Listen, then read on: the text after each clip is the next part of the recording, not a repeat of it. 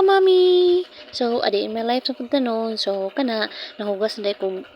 plato ana kay naghikay na ko para sa mga pagkaon sa chikiting na ko niya. Ako lang din lang gikuan din ang isda. So, totoo na ng isda sa among rit mga 3 days naman siguro na mura na siya kuan nakadrugs ang mata.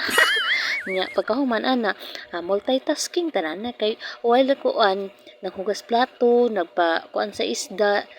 pagkahuman naglungag o di ba pag maghinlo diretso na siya prito pero ako pa nagimikos-mikosan og asin no nya paguman luno day na dito sa diretso sa kalha nya well ana pag kuan ako sang gitrapuhan ng among kuan dira og gasanan apil pud ang lamisa kay hingi kaning mga bata sige tungtong kay di man sila pakaabot sa among lamisa kay habok unsa man pud ni akong bana nga mura mga higanti ang nanggikuan nga mga dwarf raba char lang so man na siya ako na siyang prito kay paghuman ana sa buhon pud namo